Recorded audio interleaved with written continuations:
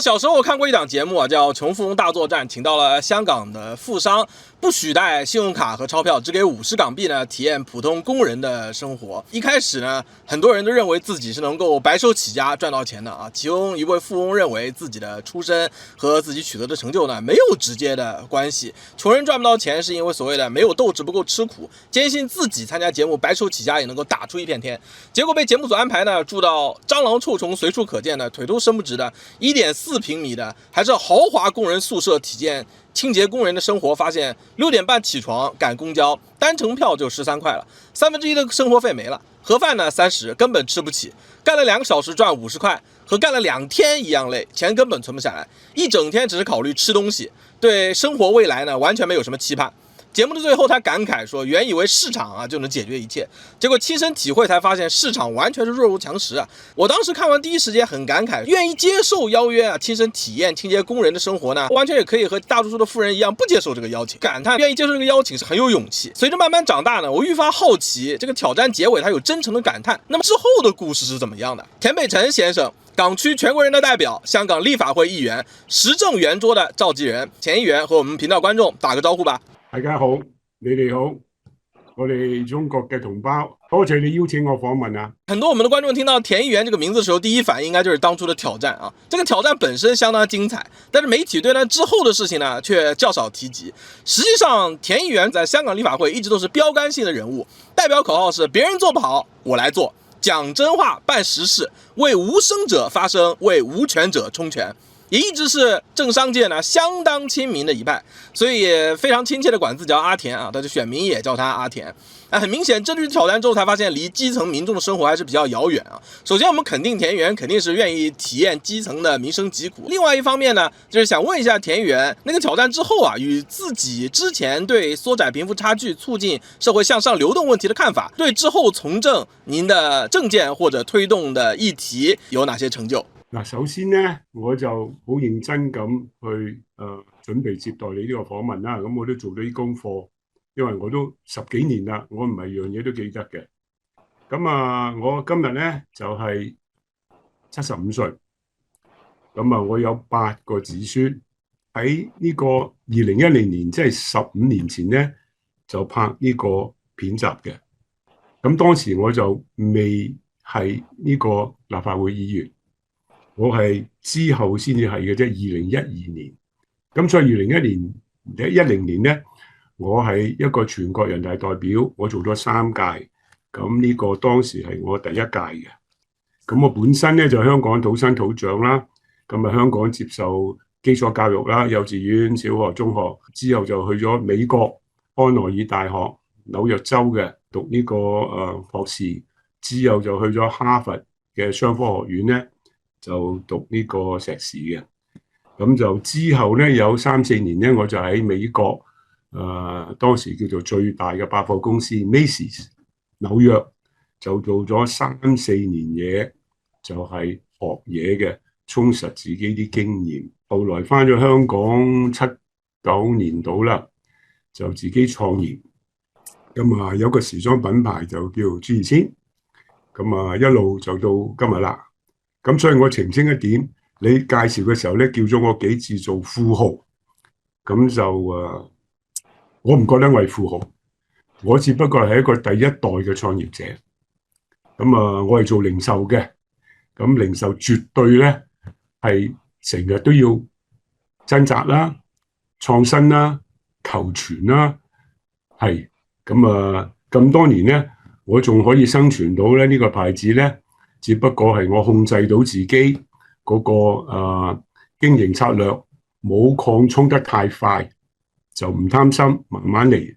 所以40年後咧，我呢個品牌仲生存到。咁首先即係講呢樣嘢先。我一直咧都係好熱衷工作啦。咁冇諗過退休嘅，我75歲都冇諗過退休，因為我嘅工作就係我嘅興趣。咁興趣就係我人生一部分，咁我點同我嘅興趣割席呢？咁所以呢，我可能都冇乜機會退休。我諗我退休呢，我會得好苦悶，唔知點樣過生活嘅。我都好感謝神俾咗一個咁豐盛嘅人生啦。我呢個實證圓桌咧，嗱你啱啱講嘅實證圓桌其實就實證就代表務實嘅議政同埋參政。而家咧全球其實個社會個政治光譜都係撕裂，一係極左，一係極右，中間嘅聲音其實就越嚟越細嘅。咁我講一個好快講一個古仔，就係早幾晚我去廣州去巡視業務，咁12點1點先至凌晨啦，先至翻香港。咁啊同個同事咧一齊咧過咗境之後咧，我哋喺深圳灣過境，過咗境之後咧就搭架的士，咁啊送咗同事翻屋企咧，就跟住送我翻我嘅屋企嘅。咁我哋喺車度咪傾咗啲偈嘅。嗰個司機黑麻麻，從來都冇見到我樣，因為我哋夜晚黑上車噶嘛。咁佢個樣，咁我同事落咗車之後咧，佢車我翻屋企咧，佢就話：咦，你把聲好熟，你係咪田北俊定田北辰啊？咁因為我哋兩兄弟噶嘛，名好似。咁我就話我係田北辰。咁佢就話：哦，哇，我好中意聽你講嘢啊，因為你講嘢好公道。呢一個我從未見過嘅司機，我亦都唔知佢係喺邊度住，係咪投票，有冇投票俾我。佢就話你講嘢好公道，一句咁嘅說話就解釋咗咩叫實證啦。其實您講到實政圓桌這個問題啊，對於大陸的觀眾來說呢，更多的還是被您那一次前後非常大的不同的表示所震驚。您在那場節目中呢，曾經表示說，來來去去都是死胡同。我感覺這個社會是在極嚴厲的懲罰那些讀不成書的人。我們一直在追求金融型的經濟、知識型的經濟，那這些人怎麼辦呢？他們不是在做一些無所謂的工作。事實上，這樣的問題啊，也不止在香港一地發生了啊。北京的人社局有個副處長也體會了外賣騎手的一天。我相信香港也有很多送外賣的這個朋友，經過了培訓的情況下，一天12小時只跑了5單，收入41人民幣，也就是45港幣。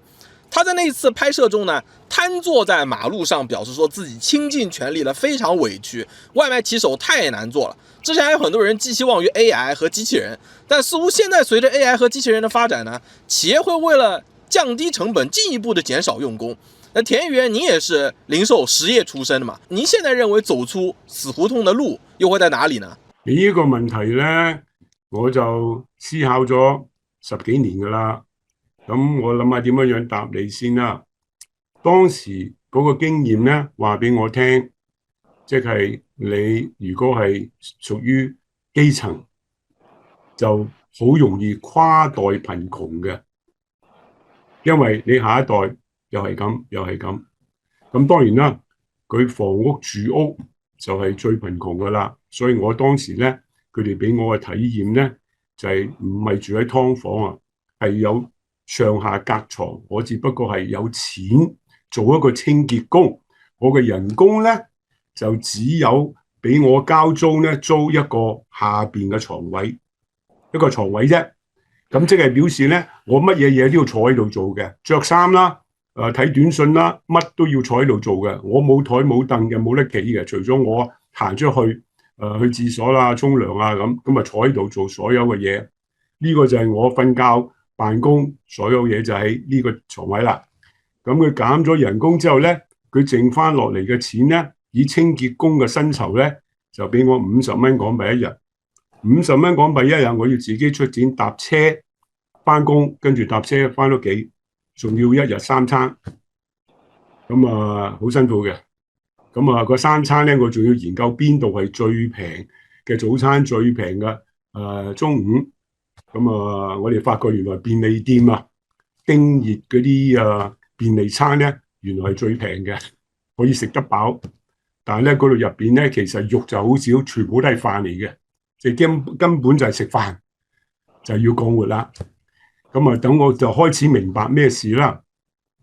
咁之後咧，我就好多時去啲嗰啲所謂我哋啲叫劏房啦、劏房戶咧，然之後探訪佢哋，睇下我有冇法子幫佢哋，以我少少綿力。咁發覺咧好得意嘅，佢哋嗰啲小朋友咧個個都中意睇書嘅，但係全部睇中文書。咁佢哋唔睇英文書嘅，咁佢哋點解唔睇英文書咧？因為佢父母唔識英文，佢嘅社區唔講英文，學校咧其實佢又冇補習老師，英文就好難學嘅。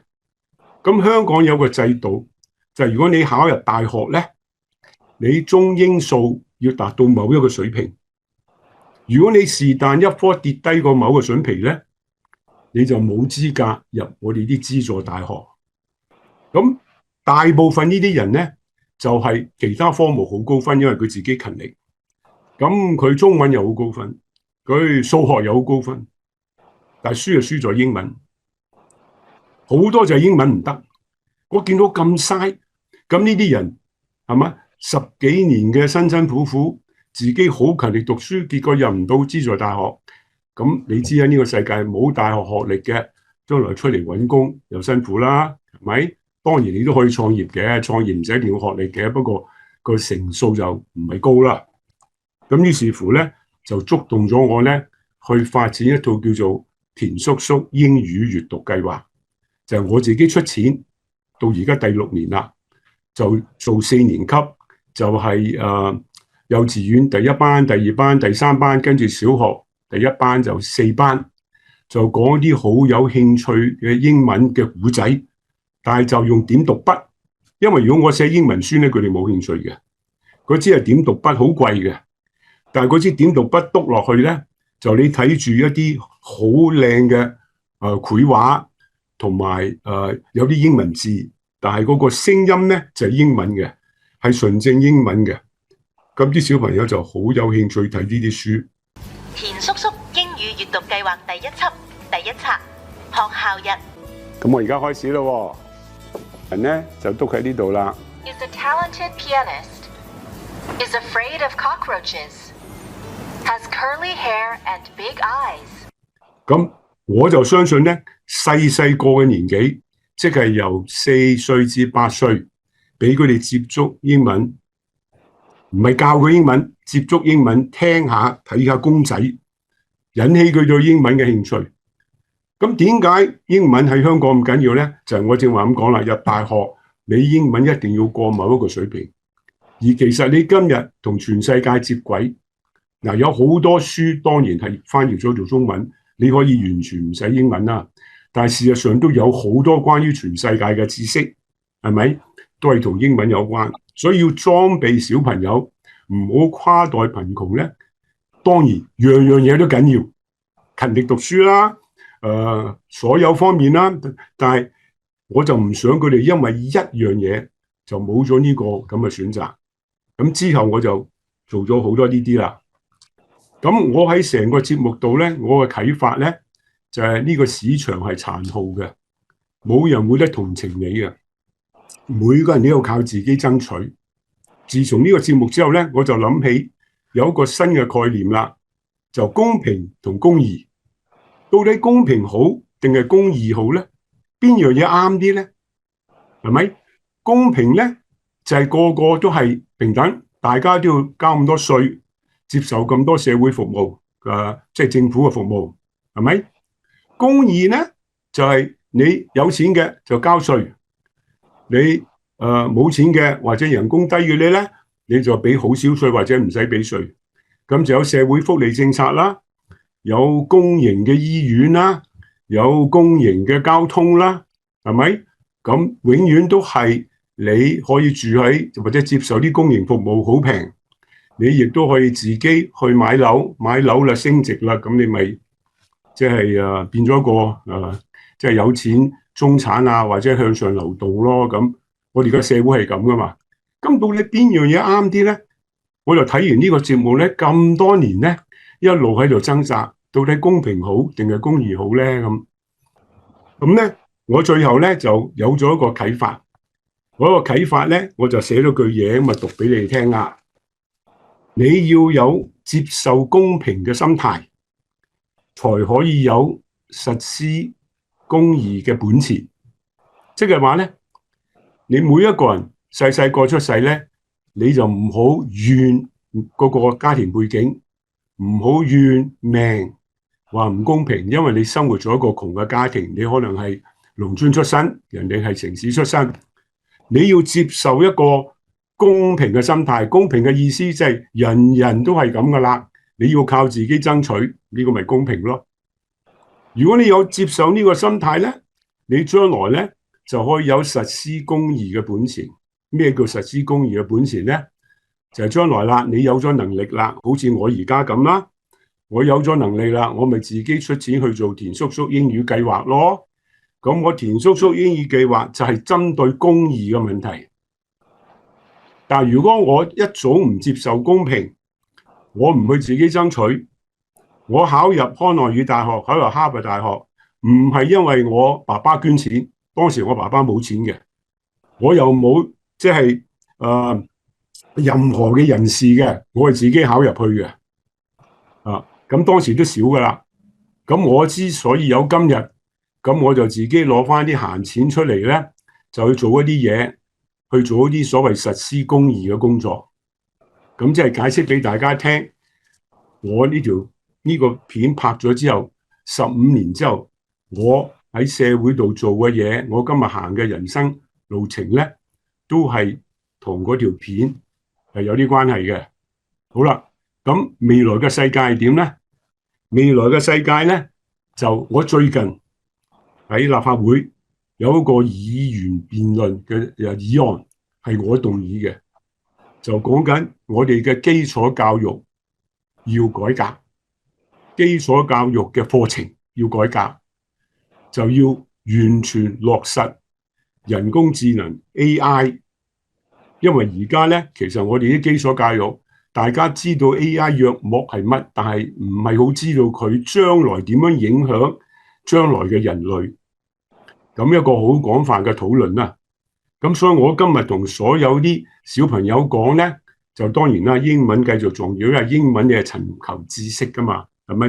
你要認識好多好多嘅全世界發生嘅事件啊、成啊，咁你先至有一個好闊嘅一個睇法啊嘛，係咪？咁但係咧，所有好多工種今日咧，將來都會俾 AI 淘汰噶啦。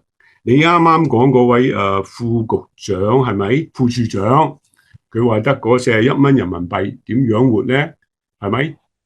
將來連呢份工都冇埋，因為我哋有無人機，我哋有送餐車，將來連呢啲都冇埋。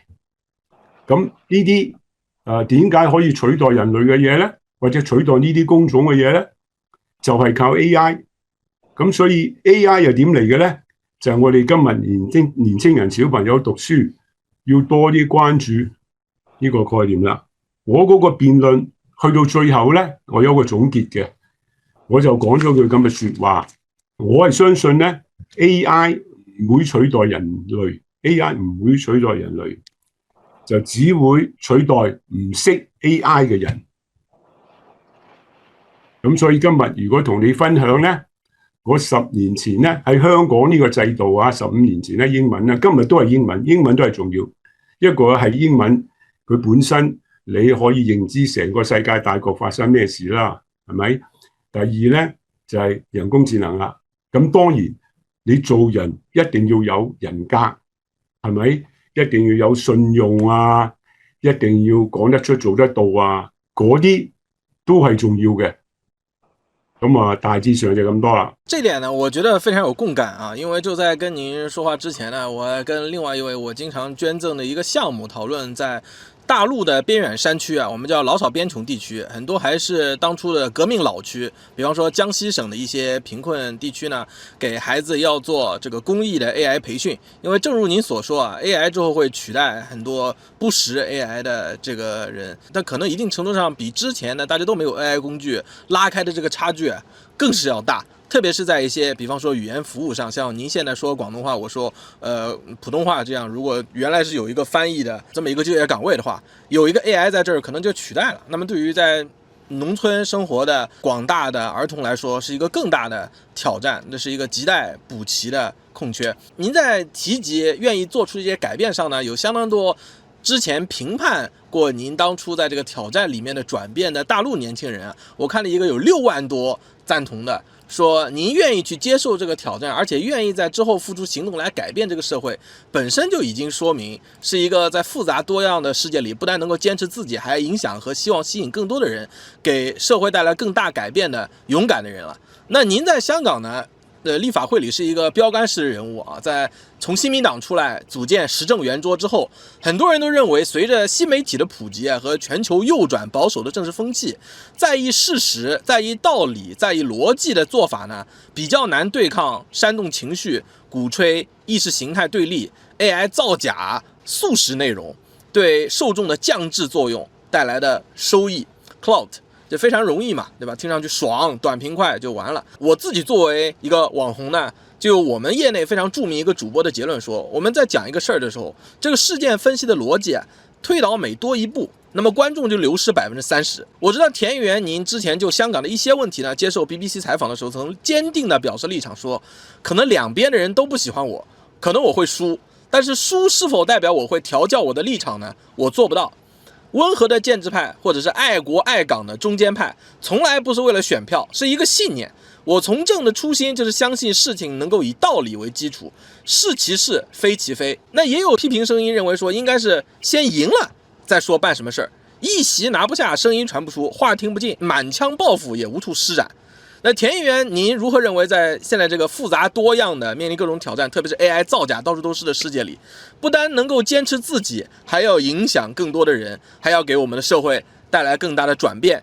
您認為這是一個挑戰，或者說機遇又在哪裡呢？我覺得呢個係一個挑戰，亦都係一個機遇。我從政嘅初心係要實施兩方面嘅。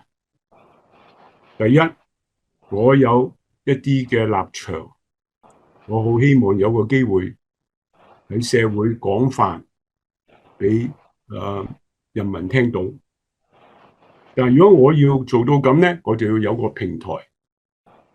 咁即係我份工作呢，我要得到選票，有咗個平台之後啦，我就同所有嘅人，包括唔支持我嘅人、冇投票俾我嘅人，分享我嘅理念。兩者缺一不可。如果我為咗選票去講一啲選民啱嘅嘢，跟住呢，我出到嚟呢，我有咗個平台啦，但係講嘅嘢呢，唔代表我，咁我做嚟做咩呢？完全冇意思，咪？但係如果我原則性好強，我唔理選民想聽乜。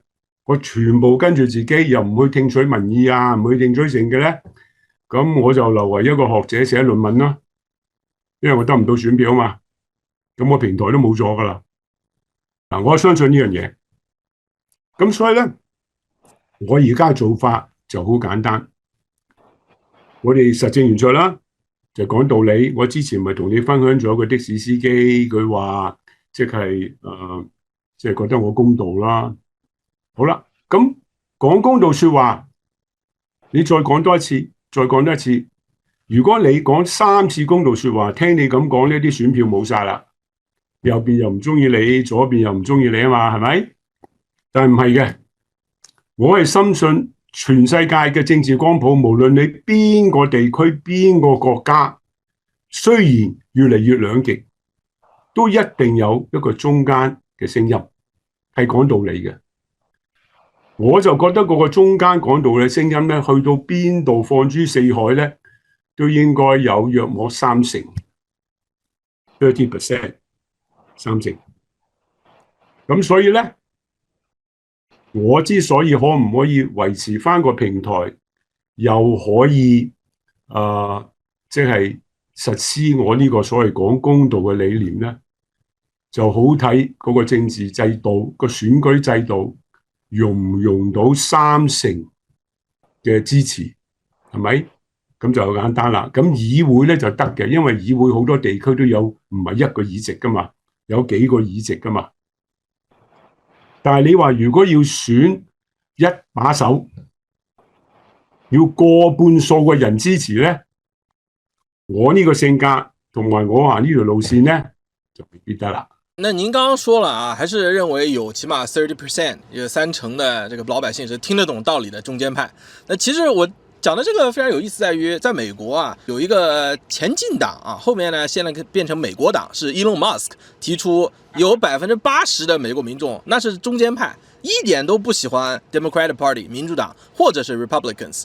但是呢，实际上他们又不愿意投这个中间派，所以有大部分的民众呢，两边都不喜欢，三边也不喜欢，反正哪个也不喜欢。港媒报道您嘛，说将美国的形象已经打落地狱了啊，不让中国留学生去上学，要取消他们的签证，不许他们去面谈等等。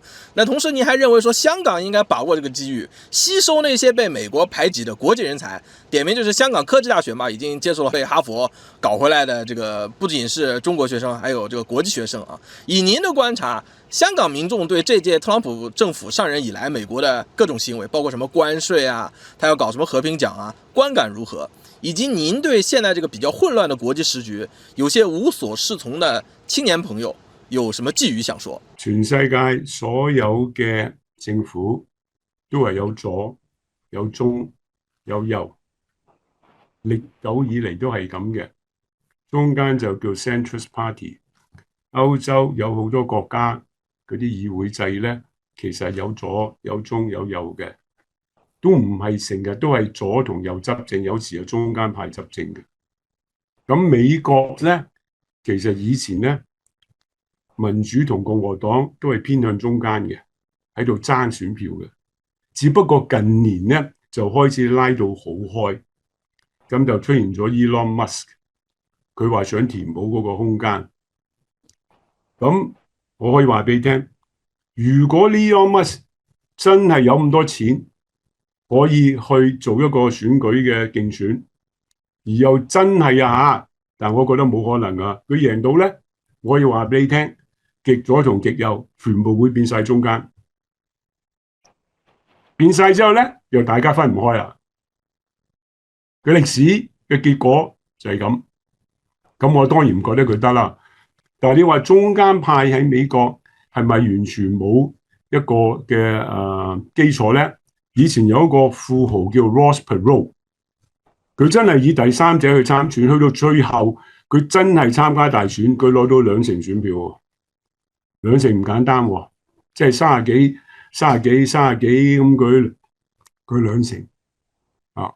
咁當然啦，你市民個政治光譜有3成，但係唔係個個都出嚟投成咁嗰個另計啦。咁但係最主要就係我從政嘅初心，除咗呢樣嘢咧，我最緊要就係我自己係邊個嘛，係咪？我係為咗選票去從政，定係就為咗理想去從政啊嘛？咁我自己係有個原則嘅，我永遠唔會俾嗰個結果去影響我嘅過程嘅。咁啊講起川普啦，喺我心目中咧，川普係喺美國歷史上一個好快就會見唔到嘅一個小丑，我叫佢做小丑。佢乜嘢都做得出，乜嘢都講得出嘅。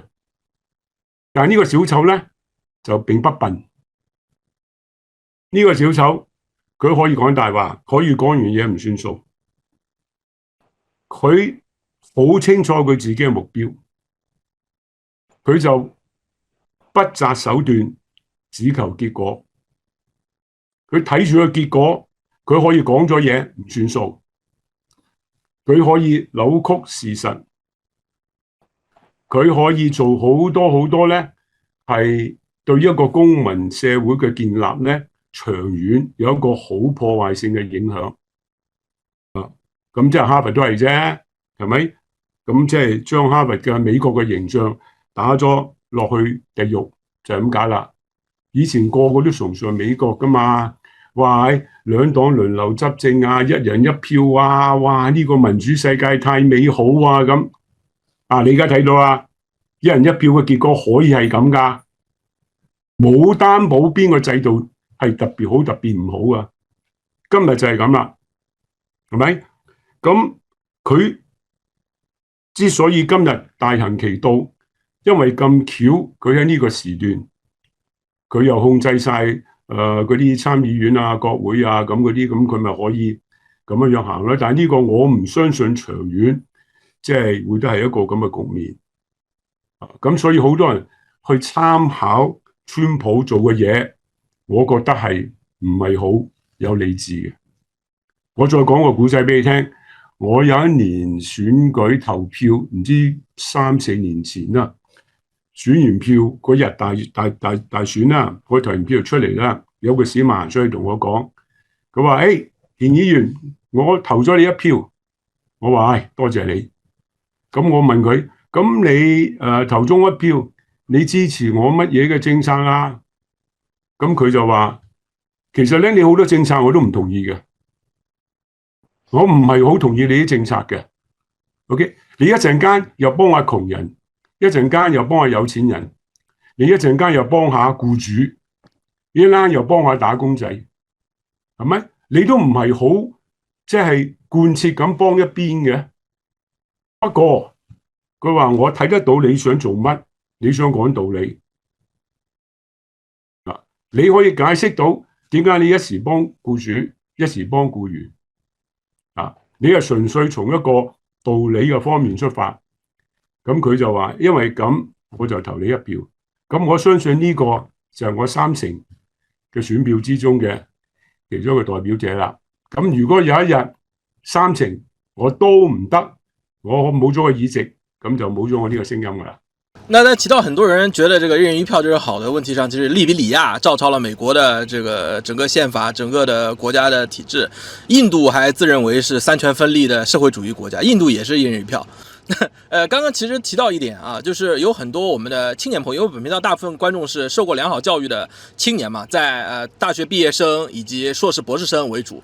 那么这些朋友呢，现在会觉得他们经历了几年的疫情，现在又有一些全世界好像打的不知道成什么样子，美国的安全局势呢，他们就觉得特朗普可能会迫害俄乌啊、巴以啊、泰检啊、印巴啊，到处都在打仗，经济呢似乎好像又受到了挑战。田议员，您是见过大风大浪的人，对于这些无所适從的、受過良好教育的青年朋友們，您有什麼寄語、有什麼感想能夠分享呢？我對於國家係極之有信心。我哋而家呢個體制係唔係偏向一面嘅，佢有好多咁多年嘅唔同嘅考慮啊、因素啊，集埋一身。所以你話一人一票係咪可以擔保個世界會美好呢？睇你當時嘅形勢，嗰啲選民嘅智慧同埋佢哋嗰啲人本身嘅價值觀，係咪支持一套咁嘅普世價值？呢個普世價值唔會永遠一成不變。我就深信人類只有鐘擺效應，一定係鐘擺效應。呢個係不可改變嘅定律。去到極左，遲早翻嚟中間，中間之後去翻右邊，右邊之後去翻嚟中間。呢個係唯一我信奉嘅定律。